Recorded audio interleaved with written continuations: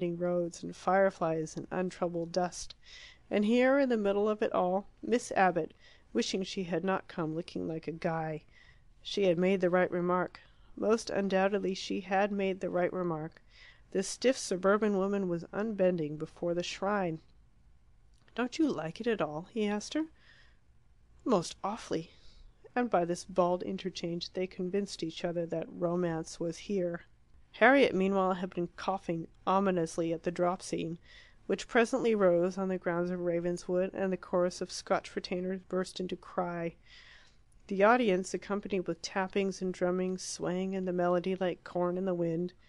Harriet, though she did not care for music, knew how to listen to it. She uttered an acid "Shish!" "Shut it!" whispered her brother. "We must take a stand from the beginning. They're talking." "It is tiresome," murmured Miss Abbott, "but perhaps it isn't for us to interfere." Harriet shook her head and shished again. The people were quiet, not because it is wrong to talk during a chorus, but because it is natural to be civil to a visitor. For a little time she kept the whole house in order, and could smile at her brother complacently. Her success annoyed him. He had grasped the principle of opera in Italy. It aims not at illusion, but at entertainment, and he did not want this great evening party to turn into a prayer meeting. But soon the boxes began to fill, and Harriet's power was over. Families greeted each other across the auditorium. People in the pit hailed their brothers and sons in the chorus, and told them how well they were singing. When Lucia appeared by the fountain there was loud applause, and cries of "Welcome to Monteriano!" "Ridiculous baby!" said Harriet, settling down in her stall. "Why, it is the famous hot lady of the Apennines!" cried Philip, "the one who had never before Ugh, don't! She will be very vulgar. And I'm sure it's even worse here than in the tunnel. I wish we'd never Lucia began to sing, and there was a moment's silence. She was stout and ugly, but her voice was still beautiful, and as she sang the theatre murmured like a hive of happy bees. All through the coloratura she was accompanied by sighs, and its top note was drowned in a shout of universal joy. So the opera proceeded. The singers drew inspiration from the audience, and the two great sextets were rendered not unworthily.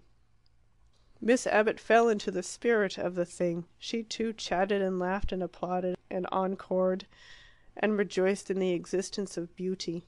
As for Philip, he forgot himself as well as his mission. He was not even an enthusiastic visitor, for he had been in this place always. It was his home.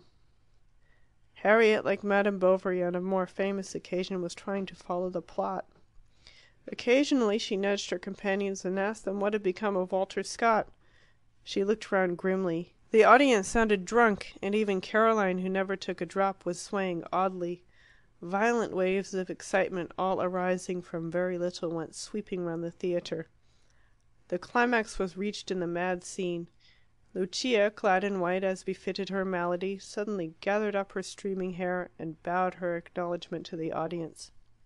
Then from the back of the stage she feigned not to see it there advanced a kind of bamboo clothes horse, stuck all over with bouquets. It was very ugly, and most of the flowers in it were false. Lucia knew this, and so did the audience, and they all knew that the clothes horse was a piece of stage property, brought in to make the performance go year after year.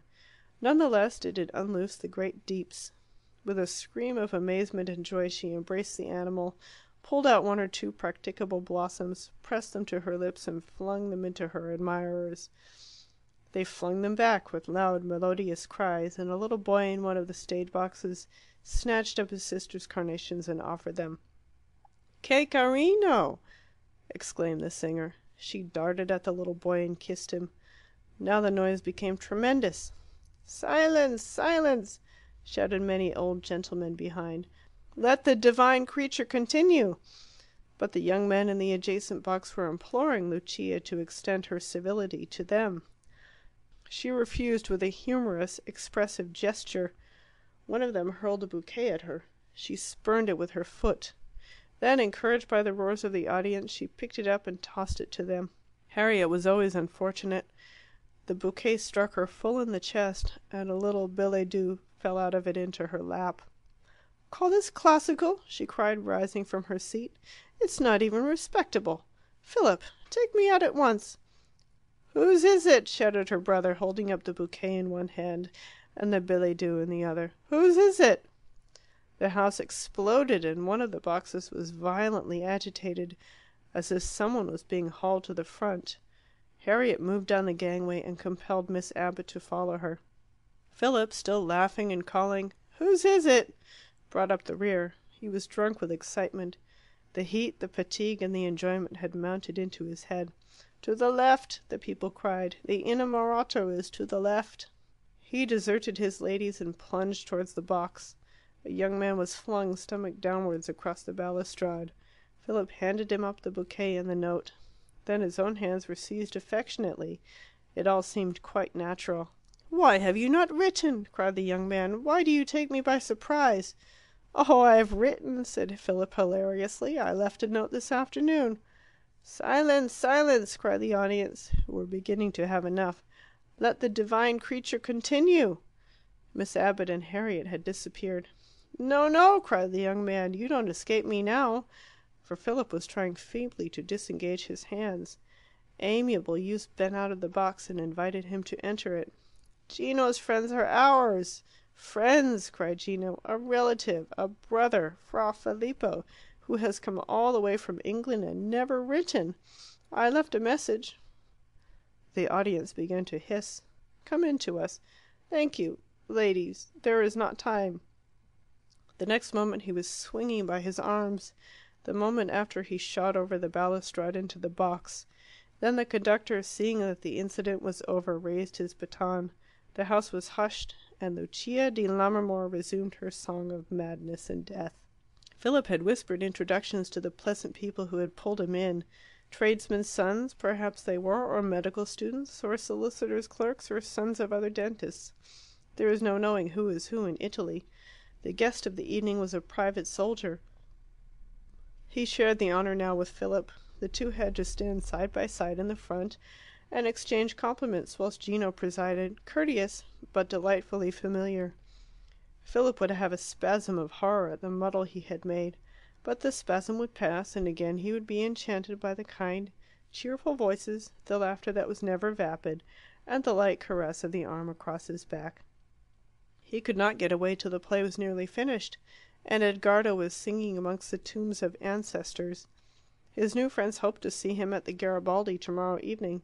He promised. Then he remembered that if they kept to Harriet's plan he would have left Monteriano. "At 10 o'clock, then," he said to Gino. "I want to speak to you alone. At 10." "Certainly," laughed the other. Miss Abbott was sitting up for him when he got back. Harriet, it seemed, had gone straight to bed. "That was he, wasn't it?" she asked.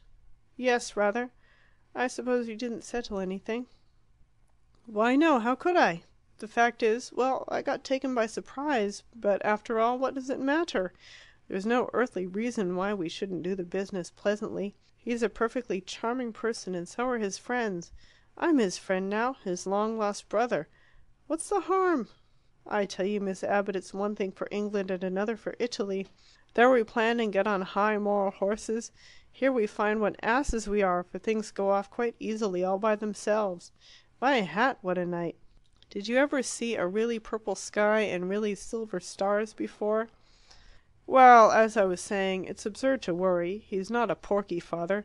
He wants that baby as little as I do. He's been ragging my dear mother, just as he ragged me 18 months ago, and I've forgiven him. Oh, but he has a sense of humour. Miss Abbott, too, had a wonderful evening, nor did she ever remember such stars or such a sky. Her head, too, was full of music, and that night, when she opened the window, her room was filled with warm, sweet air. She was bathed in beauty, within and without. She could not go to bed for happiness. Had she ever been so happy before? Yes, once before, and here, a night in March, the night Gino and Lilia had told her of their love, the night whose evil she had come now to undo.